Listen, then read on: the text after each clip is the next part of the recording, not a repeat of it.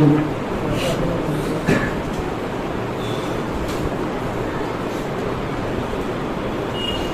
سماعت فرما چکے. میری تحریر کا موضوع ہے بہار کی اردو تحریک میں مولانا سید عثمان غنی کا قصہ. مولانا سید شاہ عثمان غنی کا جب بھی نام آتا ہے تو ان کے تعارف کے لیے یہ بات کہی جاتی ہے کہ مولانا مرحوم امارت شریعہ کے سابق ناظم، مفتی، امارت کی پہلی مجلس شورا کے رکن، جریدہ امارت اور نقیب کے سابق مدیر، جمعیت العلماء بہار کے سابق صدر. اس حقیقت کا بھی اعتراف کیا جاتا ہے کہ مولانا کی شخصیت امارت شریعہ اور جمعیت العلماء کے لیے لازم و مردود کی حیثیت رکھتی تھی.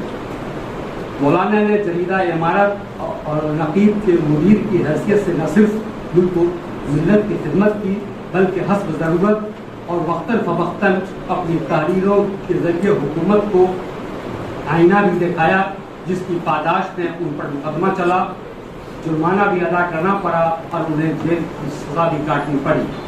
مولانا سید عثمان غنی کی تعلیمی، دینی اور سماجی خدمات سے بھی لوگ متعارف ہیں. مولانا کی فقی بصیرت کا بھی اعتراف بڑے بڑے علماء و فقہاء نے کیا. لوگ یہ بھی اچھی طرح جانتے ہیں کہ مولانا مجاہد آزادی بھی تھے. کانگریس پارٹی سے ان کی وابستگی تھی. جنگ آزادی کے زمانے میں اتر کے موالات اور تحریک عدم تعاون میں بھی پیش رہے تھے. مولانا کی سیاسی بصیرت کی بہت پائیدر تھی. مولانا سید عثمان غنی بحیثیت خطیب، مضمون نگار، سیرت نگار اور کالم نگار بھی بہت مشہور زمانہ تھے، جس کے گواہ امارت کے اخبار نقیب، الجمیت، المجید اور سمگم وغیرہ اخبارات کے بشمارے ہیں جو مولانا تحریروں سے مزین ہوئے. مولانا کا ایک بڑا کارنامہ تھا بہار کی اردو تحریک میں ان کی مثالی اور نمایاں خدمات، جسے بالکل فراموش کر دیا گیا. بہار میں اردو کے تعلق سے چند ناموں کو تو ضرورت سے کہیں زیادہ اچھالا گیا، لیکن جبکہ مولانا سید مولانا عثمان غنی کے مقابلے ان کی خدمات و کارنامے بہت ہی کم تھے.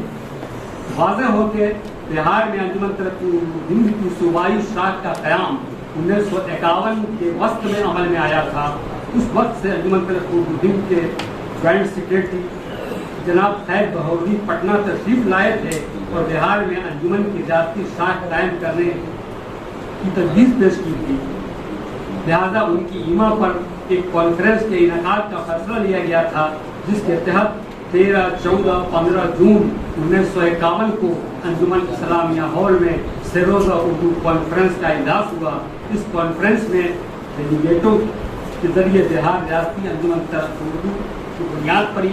ان کی مجلس عاملہ میں ڈاکٹر سید محمود، سر سلطان احمد، عبدالقیوم انصاری، ابوالاحد محمد نور، حافظ منظور حسین، مظہر امام، سید عبدالحمید، عبدالحیات محمد چاند، نواب سید علی سجاد، عبدالمالک، مولانا ریاست علی ندوی، کامریڈ علی اشرف وغیرہ کے ساتھ مولانا سید عثمان غنی بھی شامل تھے. بعد کے دنوں میں انجمن سے اور جن دیگر لوگوں کی وابستگی تھی ان میں الحاج غلام سرور کا نام سمایا ہے. میں ان ناموں کو چھوڑ رہا ہوں. بہار کی اردو تحریک کی تاریخ کے تعلق سے یہ کہنا غلط نہ ہوگا کہ مولانا سید عثمان غنی نے بہار میں اردو تحریک کا آغاز بہار ریاستی انجمن ترقی اردو کے قیام 1951 سے 15 سال قبل یعنی 1935 سے ہی کر دیا تھا. انہوں نے سب سے پہلے اخبار نقیب کے ذریعے اردو والوں کو جگانا شروع کیا اور ان کا حوصلہ بڑھایا. انہوں نے اپنی تحریروں کے علاوہ دوسرے اردو دوستوں کی تحریروں کو بھی نقیب میں شائع کیا اور اردو والوں میں جوش جذبہ پیدا کرنے کی کوشش کی.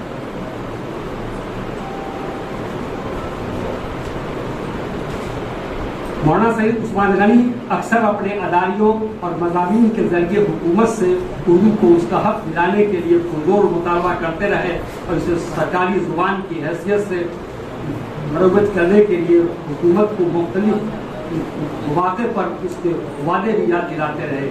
اس کے علاوہ آپ عوام کو بھی ہمیشہ اردو کی درس و تدریس اور اس کے استعمال کے لیے مفید مشورے دیتے رہے. مولانا نے صوبائی انجمن ترقی اردو کے پلیٹ فارم سے 1951 کی مردم شماری کے وقت بھی زبان کے خانے میں اردو درج کرانے کی تلقین کی.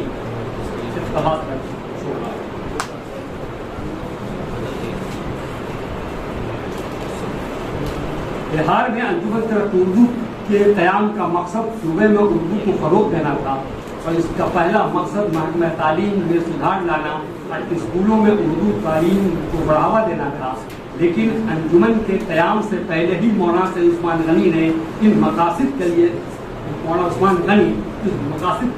سرگرم عمل تھے اور اس تعلق سے نقیب میں اداریہ لکھتے رہتے تھے. انہوں نے اپنے ایک اداریہ اردو سلوک میں لکھا تھا.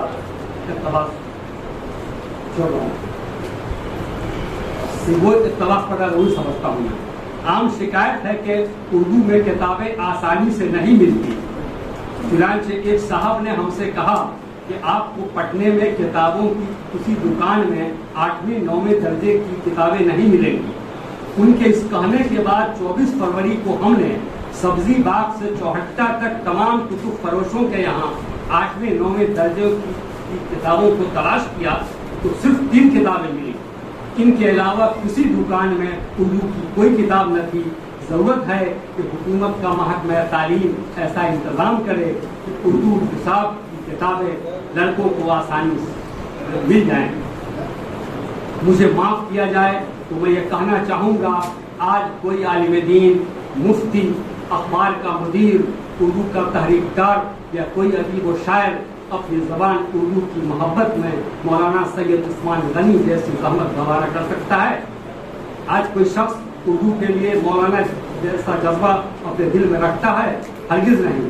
اردو کی خاطر جیل کی صعوبتیں برداشت کرنا تو دور کی بات ہے، صرف دل سے اردو کی تحریک چلانے کی ہمت بھی ہمارے اندر نہیں ہے، بلکہ اکثر لوگوں کی نگاہ میں اردو کی تحریک چلانا کا ایک فضول ہے.